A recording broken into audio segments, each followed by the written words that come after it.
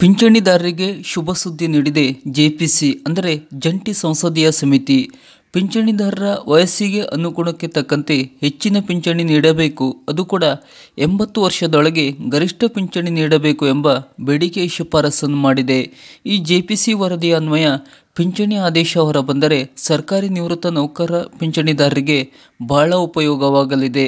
ಈಗಿರುವ ಪಿಂಚಣಿ ಸಮಾಧಾನಕರವಾಗಿದ್ದು, ಅದನ್ನು ಈ ವರದಿಯ ಥರ ಇನ್ನಷ್ಟು ಬದಲಾವಣೆ ಮಾಡಿದರೆ ಪಿಂಚಣಿದಾರರು ತಮ್ಮ ಪಿಂಚಣಿಯನ್ನು ಪಡೆಯುವಲ್ಲಿ ತೃಪ್ತಿದಾಯಕವಾಗಿರುತ್ತಾರೆ. ಏಕೆಂದರೆ ಈ ವರದಿಯ ಅನ್ವಯ 80 ವರ್ಷದೊಳಗೆ ನಿವೃತ್ತ ನೌಕರ ಹೆಚ್ಚಿನ ಪಿಂಚಣಿ ಪಡೆಯುತ್ತಾನೆ ಮತ್ತು ತಮ್ಮ ಜೀವನಕ್ಕೆ ಬಳಸಿಕೊಳ್ಳಲು ಇದು ಬಹಳ ಉಪಯುಕ್ತವಾಗಿದೆ ಎಂಬುದು ಈಗ ಜಿಪಿಜಿ ನೀಡಿರುವ ವರದಿ.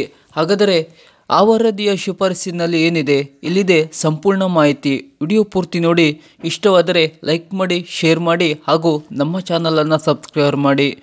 ಜೆಪಿಸಿ ಜಂಟಿ ಸಂಸದೀಯ ಸಮಿತಿ ಕಳೆದ ಬಾರಿ ಕೇಂದ್ರ ಸರ್ಕಾರವನ್ನು ಪಿಂಚಣಿದಾರರ ಪಿಂಚಣಿಯನ್ನು ಅವರ ವಯಸ್ಸಿಗೆ ಅನುಗುಣವಾಗಿ ಹೆಚ್ಚಿಸಬೇಕು ಎಂದು ಶಿಫಾರಸನ್ನು ಮಾಡಿದೆ. ವೃದ್ಧಾಪ್ಯದಲ್ಲಿ ಪಿಂಚಣಿದಾರರನ್ನು ಆರ್ಥಿಕವಾಗಿ ಸದೃಢವಾಗಿರಿಸುವುದು ಪಿಂಚಣಿ ಹೆಚ್ಚಿಸುವ ಉದ್ದೇಶ ಎಂದು ಜೆಪಿಸಿ ಈ ಶಿಫಾರಸಿನಲ್ಲಿ ಹೇಳಿದೆ. ಜೀವನದ ಆ ಹಂತದಲ್ಲಿ ಹಣಕಾಸಿನ ಅಗತ್ಯ ಬಿದ್ದಾಗ ಕಷ್ಟ ಎಂದೆನಿಸಬಾರದು ಎನ್ನುವುದು ಈ ಶಿಫಾರಸಿನ ಮುಖ್ಯ ಉದ್ದೇಶ. ಈ ಶಿಫಾರಸಿನ ಪ್ರಕಾರ 65ನೇ ವಯಸ್ಸಿನಲ್ಲಿ 5%, 75ನೇ ವಯಸ್ಸಿನಲ್ಲಿ 10%, 75ನೇ ವಯಸ್ಸಿನಲ್ಲಿ 15% ಮತ್ತು 80ನೇ ವಯಸ್ಸಿನಲ್ಲಿ 20% ಪಿಂಚಣಿಯನ್ನು ಹೆಚ್ಚಿಸಲು ಶಿಫಾರಸನ್ನು ಮಾಡಲಾಗಿದೆ. ಅಂದರೆ ಪ್ರಸ್ತುತ ನಿಯಮದ ಪ್ರಕಾರ 80 ವರ್ಷ ವಯಸ್ಸಿನ ಪಿಂಚಣಿ 20% ಹೆಚ್ಚಾಗುತ್ತದೆ. ಆದರೆ ಇದು ಪಿಂಚಣಿ ಹೆಚ್ಚಿಸುವ ಸರಿಯಾದ ಮಾರ್ಗವಲ್ಲ. 65ರಿಂದ 75 ವರ್ಷ ವಯಸ್ಸಿನವರಿಗೆ ಹಣದ ಅಗತ್ಯ ಹೆಚ್ಚಿರುತ್ತದೆ. ಹಾಗಾಗಿ 80 ವರ್ಷದ ನಂತರ ಪಿಂಚಣಿ ಹೆಚ್ಚಿಸಿದರೆ ಪ್ರಯೋಜನವಾಗುವುದಿಲ್ಲ.